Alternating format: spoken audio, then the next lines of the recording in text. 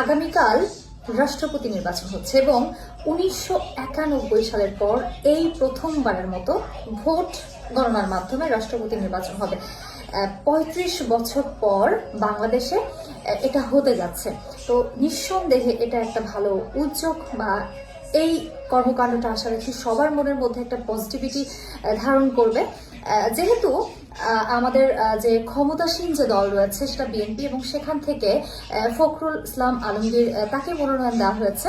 তো আগামীকালকে তিনি হতে যাচ্ছে আমাদের রাষ্ট্রপতি, নাকি আরেকজনের নামও আমরা পেয়েছি তিনি হতে যাচ্ছেন, জামাতের একজনের নাম পেয়েছি তিনি হতে যাচ্ছেন। কে হতে যাচ্ছে আমাদের 23তম রাষ্ট্রপতি বলুন, কমেন্ট করুন আমাকে। Assalamu alaikum. Good morning, good evening and good afternoon, ladies and gentlemen. নিশ্চয়ই ভালো আছেন। আজকের সাবজেক্ট পাকিস্তানের সবচেয়ে জনপ্রিয়, অনেস্ট, লেখাপড়া জানা বা এডুকেটেড এক সময় the most sensational cricketer Imran খানকে নিয়ে।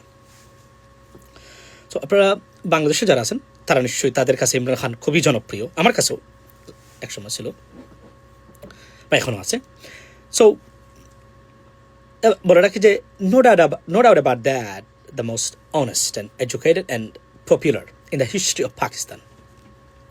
Yet he's in jail, right?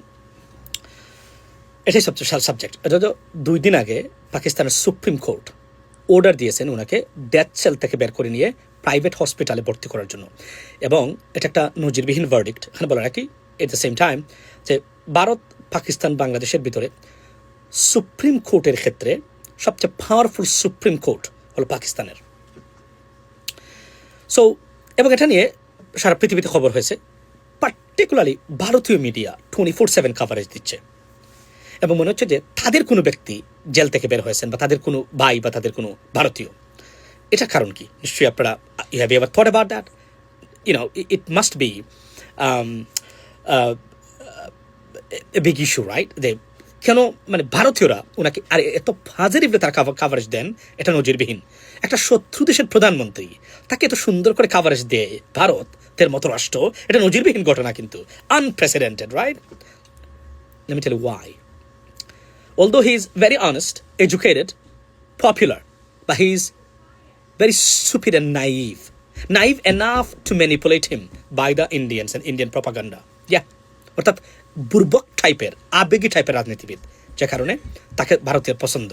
এবং সেকেন্ড কারণ কি, এর মধ্যে সবচেয়ে বড় কারণ কোনটা, সেটা হচ্ছে ভারতীয় সেনাবাহিনী, পাকিস্তানের সেনাবাহিনীর সাথে, পাকিস্তানের সেনাবাহিনীর সাথে তার চরম দ্বন্দ্ব, যে দ্বন্দ্বের কারণে ওনার পলিটিক্যাল ক্যারিয়ার শেষ হয়েছে, জেলে ওনাকে যেতে হয়েছে। হয়তো সেনাবাহিনীর সাথে দ্বন্দ্ব না হলে উনি বাহিরে থাকতেন, কিন্তু ক্ষমতাচ্যুত হতেন, কিন্তু জেলে থাকতেন না। সেনাবাহিনীর দ্বন্দ্বের কারণেই উনি বর্তমানে জেলে, এবং তার করুণ পরিণতি। এবং তার আজকের এই পরিণতির বিষয়ে আমি পোস্ট দিয়েছিলাম সেদিনই। আমি 4 বছর আগে বলছিলাম যে he will face A serious consequence, এবং তার ফেট যে এভাবে আজকে হবে এটা আমি বলেছিলাম। আমার এই ভিডিওর কমেন্টে আমি আমার সেই পোস্টের লিঙ্কটা আমি আপনাকে দেবো, পড়ে নেবেন। যেদিন উনি রাশিয়া থেকে গেছিলেন, রাশিয়া সেদিন ইউক্রেন আক্রমণ করে। আপনি তো জানেন ইউক্রেন আক্রমণকে সারা ইউরোপ মনে করে তাদের মানে সার্বভৌমত্বের উপর আক্রমণ, স্বাভাবিকভাবে এটা ইউরোপিয়ান কান্ট্রি। সো উনি গিয়ে বলছিলেন যে what a day to visit Russia, right? আমি সেদিন পোস্ট দিয়ে বলছিলাম this is the end of a political career. That's what exactly happened. So এই যে বললাম যে সেনাবাহিনীর দ্বন্দ্ব এবং এত কাভারেজের কারণটা কি? কারণ হলো আপনারা জানেন যে পাকিস্তানের উত্থান, পার্টিকুলারলি সামরিক উত্থান, এতটাই উত্থান যে ইরান এবং ইসরায়েল এবং আমেরিকা যুদ্ধে Pakistan becomes one of the most sensational, the most powerful country, particularly military in the world. এতটাই পাওয়ারফুল যে, এবং এতটাই জনপ্রিয় যে, এতটা সুনাম অর্জন করেছে যে মার্কিন যুক্তরাষ্ট্রের প্রেসিডেন্ট প্রতিদিন ঘুমের মধ্যেও আসিফ মুনিরকে স্বপ্নে দেখেন, বলেন যে আসিফ মুনির একজন সিরিয়াস এবং তাদের মতো উনার মতো কোনো মানে সেনাবাহিনীর প্রধান উনি উনার জীবনে দেখেন নাই। আনবিলিভেবল। 1 বছরের ভিতর 3-4বার পাকিস্তানের মতো দেশের মানে সেনাবাহিনীর প্রধানের সাথে দেখা করা প্রেসিডেন্ট, বাকি তো আসেনি। নজিরবিহীন ঘটনা। এটা ভারতের প্রধান মানে সেনাবাহিনীর প্রধানই পারেন নাই। বুঝে নিতে পারেন কোন জায়গায় পৌঁছেছে পাকিস্তানের সেনাবাহিনী। এবং এই পাকিস্তানের সেনাবাহিনীর উত্থানটাই ভারতের জন্য সবচেয়ে বড় বিপজ্জনক। তাদের আধিপত্য বিস্তার করতে গিয়ে এখানে অপারেশন সিঁদুর থেকে সব জায়গায় মার খাচ্ছে প্রতিনিয়ত পাকিস্তানের সেনাবাহিনীর কাছে ভারত। এবং পাকিস্তানের সেনাবাহিনী এখন শুধু পাকিস্তানের জন্য নয়, এন্টার মধ্যপ্রাচ্যের জন্য শান্তি স্থিতিশীলতার জন্য নাম্বার 1 প্লেয়ার হচ্ছে পাকিস্তান। এবং রিসেন্টলি যে 3টা চুক্তি হলো, একটা চুক্তি সামরিক অ্যালায়েন্স হলো সৌদি, তুরস্ক, পাকিস্তান, আপনি বুঝে নিতে পারেন।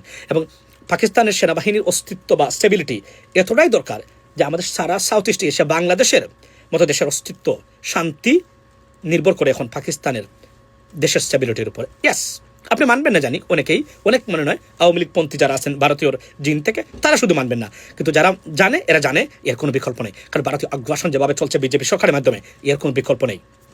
সো তাহলে কি দাঁড়ালো?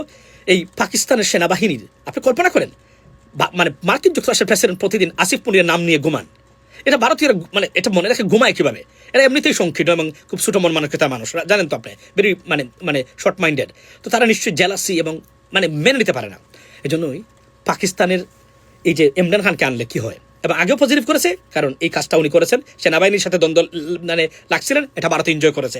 এখন যদি উনি আসতেন, তাহলে তারা যা পারে নাই সেটা এনিমি উইদিন দ্য এনিমির মধ্য দিয়ে তারা করতে পারতো না। প্রশ্ন হলো, তাহলে উনি কি পাকিস্তানের enemy? He may not be, but because of his naivety he could be an ideal enemy for Pakistan. Because এই যে বললাম না, বুর্বক প্রকৃতির মানুষ এভাবেই হয়। সো এই মিসক্যালকুলেশন, মিসস্টেপ, পলিটিক্যাল এবং তার আবেগী সিদ্ধান্ত, এটাই তার জন্য কাল হয়েছে। এবং এটা এই জন্যই ভারত চায় তাকে, কারণ তাকে ম্যানিপুলেট করতে, আপনি গ্রেট, আপনি সেই বলে তাকে শেষ করে দিয়ে, আপনি তাকে ইউজ করে পাকিস্তানের সেনাবাহিনীর সাথে দ্বন্দ্ব লাগিয়ে দেশের অস্তিত্বটাকে বিলীন করে, তাদের স্বার্থ হাসিল করে, দেশটাকে একদম ধ্বংস করে দিয়ে এই এলাকাতে আধিপত্য বিস্তার করে দেশের পর দেশকে ডিস্টার্ব করার এই যে মহাপরিকল্পনার সবচেয়ে বড় নিয়ামক হতে পারে এই স্টুপিড পলিটিশিয়ান পাকিস্তানের Imran Khan. Sorry for my language, because এই দেশের এই এরিয়ার শান্তি সমৃদ্ধির জন্য he could be greatest threat right now. প্রশ্ন হলো, বর্তমানে পাকিস্তান যারা পরিচালনা করেন তারা কি অনেস্ট? তারা কি সৎ? They are not. They like Bangladeshi politicians, তাদের মতোই তারও দুর্বৃত্ত এবং লুটপাটকারী। But in terms of stability এবং ওই অর্থে they are the ideal group of people who can run the country. That's it. এবং উনি রাজনীতি না বোঝা, তার সবচেয়ে বড় মিসক্যালকুলেশন। ঠিক একই উৎসব ডিসপ্লে আমরা বাংলাদেশের রাজনীতিতে বর্তমানে দেখতে অতি আবেগী। কেউ যায় ইরান, কেউ যায় প্যালেস্টাইন, কিন্তু জানে না ইন্টারন্যাশনাল মেকানিজম এবং পলিসি স্ট্র্যাটেজিক না হলে আপনি যত সৎ, যত শিক্ষিত হন না কেন, রাজনীতিতে আপনি টিকতে পারবেন না। সেটা হচ্ছে Imran Khan an ideal example, ladies and gentleman. That's what it is. I will talk about this issue in details on my YouTube channel. Go and check.